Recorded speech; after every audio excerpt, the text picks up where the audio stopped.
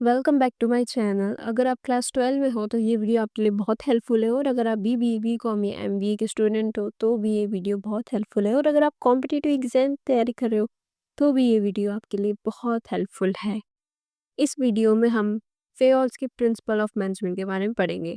मैंने मेरी पिछली वीडियो में 6 प्रिंसिपल ऑलरेडी कवर कर चुके हैं। अगर आपने वो वीडियो अभी तक नहीं देखी तो भाई सीरियसली क्या कर रहे हो, जाके देखो। उस वीडियो में हम मैंने 2 वीडियोज़ बनाई हैं, जो कि ये पार्ट 1 और पार्ट 2, क्योंकि हम हर एक वीडियो में 3 प्रिंसिपल्स को कवर कर रहे हैं, और ऐसे ही हम 14 प्रिंसिपल्स को कवर करेंगे। वेट, वीडियो स्किप करने का प्लान है? गलती मत करना। ये वीडियो को स्किप करोगे तो फिर आपको कुछ समझ ही नहीं आएगा, क्योंकि मैंने इस वीडियो में बहुत मेहनत की है। मैंने सिंपल लैंग्वेज में बिल्कुल एग्ज़ाम रेडी नोट्स के साथ-साथ वीडियो बहुत अच्छे से बनाई है, जिसमें क्लियर एक्सप्लेनेशन है, कोई कन्फ्यूजन नहीं है। तो बस बैठे रहो और सीखते रहो। तो हम शुरू करते हैं। पहला है रेम्युनरेशन ऑफ एम्प्लॉयज़। तो रेम्युनरेशन मतलब सैलरी या वेजेस, और एम्प्लॉयज़ मतलब कंपनी में जो काम करे वर्कर्स या एम्प्लॉयज़। तो रेम्युनरेशन ऑफ एम्प्लॉयज़ प्रिंसिपल क्या होता है? तो ये प्रिंसिपल हम पॉइंट से समझेंगे, क्योंकि इस प्रिंसिपल में कुछ जो पॉइंट्स दिए गए उनको हम समझेंगे। ठीक है? तो फिर पहला पॉइंट है fairness to employees and the company. देखो, जो ये प्रिंसिपल है, ये बोलता है कि कंपनी में जो काम कर रहे वर्कर्स हैं, उन्हें हमें फेयर वेजेस देनी चाहिए। इतनी वेजेस देनी चाहिए कि वो अपना जो रीजनेबल स्टैंडर्ड ऑफ लिविंग है वो अफोर्ड कर पाए। उनकी जो बेसिक नीड है, जैसे फूड हो गया, घर हो गया, हेल्थ केयर, एजुकेशन, वो सब वो पूरी कर पाए, वो सब वो अफोर्ड कर पाए। तो फेयर वेजेस मिलने चाहिए एम्प्लॉयज़ को। दूसरी चीज़ बोलाते हैं कि कंपनी को इतनी भी वेजेस नहीं देनी चाहिए जितनी वो अफोर्ड ना कर पाए। फॉर एग्जाम्पल, कंपनी की फाइनेंशियल कैपेसिटी इतनी है ही नहीं कि वो इतनी हाई सैलरी दे, लेकिन कंपनी दे रही तो कंपनी को फाइनेंशियल डिफिकल्टीज फेस करनी पड़ सकती है। तो कंपनी उतनी ही वेजेस या सैलरी दे जितना वो कंपनी अफोर्ड कर सकती है। तो ये पॉइंट समझ में आ गया, fairness to employees and the company. मतलब एम्प्लॉयज़ को फेयर वेजेस मिलनी चाहिए, और कंपनी भी उसकी जो एबिलिटी है पे करने की उतना ही एम्प्लॉयज़ को दे। Employees should receive a fair wage enough to maintain a reasonable standard of living, which means they can meet basic needs like food, housing, healthcare, and education. However, the company's ability to pay must also be considered. If wages are too high for the company to afford, it could face financial difficulties. Second जो term है हमारा, वो है just and equitable remuneration. अब इसमें just मतलब क्या होता है? जस्ट मतलब, just means based on what is Morli right, that is effort, skill, responsibility.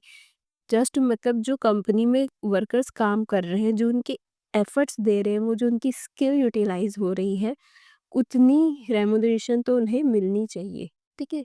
जितनी उन पर रिस्पॉन्सिबिलिटी है कंपनी की, उतनी रेम्यूनरेशन को मिलनी चाहिए। जो भी मॉरली राइट रेम्यूनरेशन है वो उनको मिलनी चाहिए। अब इक्विटेबल मतलब, equitable means balanced and reasonable for both the worker and the employer. जो एम्प्लॉयर और वर्कर है, उन दोनों को बैलेंस्ड और रीजनेबल रेम्यूनरेशन मिलनी चाहिए। मतलब एम्प्लॉयज़ को रिवॉर्ड मिलना चाहिए, जितना वो कंट्रीब्यूट कर रहे हैं उतनी उनको रेम्युनरेशन मिलनी चाहिए।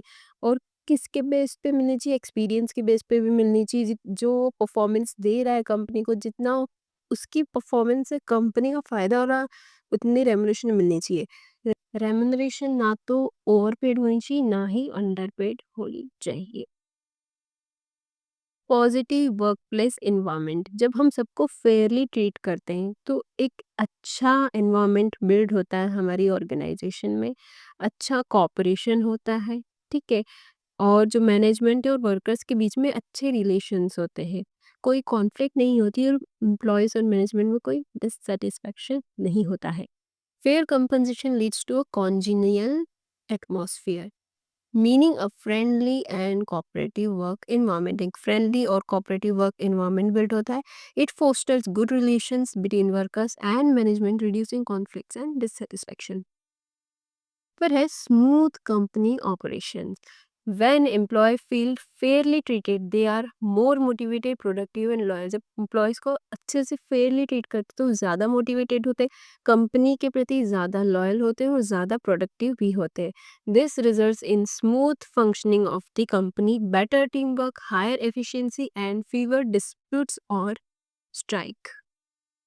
तो कंक्लूजन हम क्या बोल सकते हैं कि fair remuneration ensures that employees feel valued and secure while also protecting the financial health of the organization. This balance promotes trust, cooperation and stability within the organization. Fair remuneration से एक अच्छा environment build होता है, उससे employees को protecting feel होता है और financially भी उनको stable बनाती है fair remuneration। और ये भी ध्यान रखना है कि कंपनी का भी जो फाइनेंशियल स्टेबिलिटी मेंटेन रहे, वो भी ज़्यादा पे नहीं करे जितनी उसकी कैपेसिटी नहीं है। सेकंड है सेंट्रलाइजेशन एंड डिसेंट्रलाइजेशन। देखो इसमें दो टर्म है, सेंट्रलाइजेशन एंड डिसेंट्रलाइजेशन। सेंट्रलाइजेशन मतलब क्या होता है, जो डिसीजन मेकिंग जो पावर है, जो पॉलिसी मेकिंग की जो पावर है, जो ओवरऑल पावर है, वो किसी एक इंसान के हाथ में, मतलब टॉप लेवल मैनेजर्स के हाथ में है। इसका मतलब है सेंट्रलाइजेशन। फॉर एग्जांपल एक स्मॉल कंपनी में जहाँ पे ओनर ही सारे मेजर डिसीजंस लेता है तो उसको हम सेंट्रलाइज सिस्टम बोलेंगे। When decision making power is concentrated in the hands of one person or a few top level managers, it is called centralization. Example, in a small company where the owner makes all the major decisions, this is centralized system. तो ये था centralisation.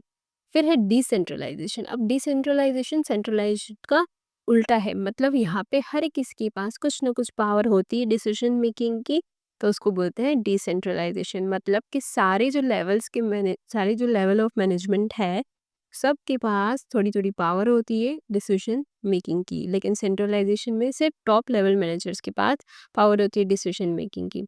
Decentralization. When decision making power is spread out and shared with lower levels of the organization, it is called decentralization. For example, देखो large company होती है, तो large company में branch managers may have the authority to make certain decisions without needing to get approval from the head office। देखो जो large companies होती है उसमें बहुत सारी ब्रांचेस होती है, तो ब्रांचेस के जो हेड होते हैं ब्रांच मैनेजर, वो कभी कभार डिसीजंस ले लेते हैं और बिना जो हेड है उसके अप्रूवल के, क्योंकि लार्ज कंपनी में अगर हम हर डिसीजन का अप्रूवल दे तो बहुत टाइम लग जाएगा, इससे हमारा काम डिले हो जाएगा। तो इसलिए यहाँ पे डिसेंट्रलाइज्ड सिस्टम वर्क करता है।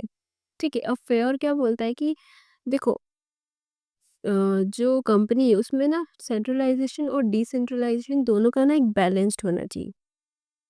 इसका मतलब क्या है, जो इम्पोर्टेंट डिसीजंस है उसमें सेंट्रलाइजेशन होना चाहिए, जो इम्पोर्टेंट डिसीजन है उसमें मैनेजर्स जो होता है उनको डिसीजन लेना चाहिए, लेकिन जो छोटे मोटे डिसीजंस होते हैं उसमें सबऑर्डिनेट को भी बोलना चाहिए कि आप भी इसमें पार्टिसिपेट करो, मतलब उस टाइम डिसेंट्रलाइजेशन होना चाहिए। तो ये बैलेंस होगा तभी जो है कंपनी में अच्छा इन्वायरमेंट होगा कि सबऑर्डिनेट्स को भी लगेगा कि हाँ हम भी कुछ पार्टिसिपेट कर रहे हैं डिसीजन मेकिंग में। अदरवाइज़ को उनको अगर हम पूरा ही इग्नोर कर देंगे तो फिर उन्हें भी अच्छा नहीं लगेगा और वो कंपनी के प्रति उनकी लॉयल्टी भी कम हो सकती है। Manager should retain control over important decision centralization, but at the same time involve subordinates by giving them the authority to make certain decision decentralization. These balance help in efficient functioning, quick decision making and employee motivation। और centralisation और जो decentralisation है वो कहाँ पे होना चाहिए, उसकी जो डिसीजन है वो भी किस पर बेस्ड है कि कंपनी का साइज क्या है। कंपनी का साइज अगर छोटा है तो वहाँ पे सेंट्रलाइजेशन ही होगा, अगर कंपनी का साइज बड़ा है तो ऑब्वियसली वहाँ पे डिसेंट्रलाइजेशन होगा। तो कंपनी के साइज, नेचर और उसकी क्या कॉम्प्लेक्सिटी उस पर भी बेस्ड होता है सेंट्रलाइजेशन डिसेंट्रलाइजेशन होगा या नहीं होगा। The level of centralization or decentralization depends on the size, nature, and complexity of the organization. Large organizations usually adopt more decentralization to handle a wide range of activities and locations efficiently. Smaller organizations often use centralization because it is easier to manage when the scale is small. ठीक है। और third है scalar chain. Scalar chain क्या है? Scalar chain को हम chain of command बोलते हैं, लाइन ऑफ अथॉरिटी बोलते हैं। ठीक है। तो ये चेन ऑफ कमांड और लाइन ऑफ अथॉरिटी क्या है? इसका मतलब ये है कि जो कम्युनिकेशन होती है कंपनी में, वो टॉप लेवल से लेके बॉटम लेवल तक फ्लो होती है। फॉर एग्जांपल ये चार्ट चार्ट देखो जो स्क्रीन पर है। इसमें जो ए वो कंपनी का हेड है और ये टॉप मोस्ट लेवल पर्सन है कंपनी का, और एफ है वो वर्कर है या एम्प्लॉय है, और ये सबसे लोएस्ट लेवल पर्सन है कंपनी का। तो सबसे टॉप से लेके लोवेस्ट तक के पर्सन स्केलर चेन में अरेंज किए गए हैं। ठीक है। अब ए कोई भी डिसीजन बनाएगा, कोई भी डिसीजन लेगा, कोई पॉलिसी रूल्स कुछ भी बनाएगा, तो वो एफ तक कैसे जाएंगे? सबसे पहले ए से ले बी तक जाएंगे, बी से सी तक, सी से डी से ई और ई से एफ।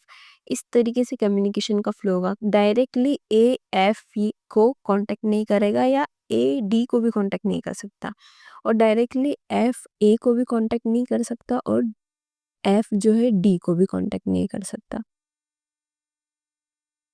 जो कम्युनिकेशन का फ्लो है वो एकदम सीक्वेंस में होगा, ताकि जो है कंपनी में डिसिप्लिन रहे।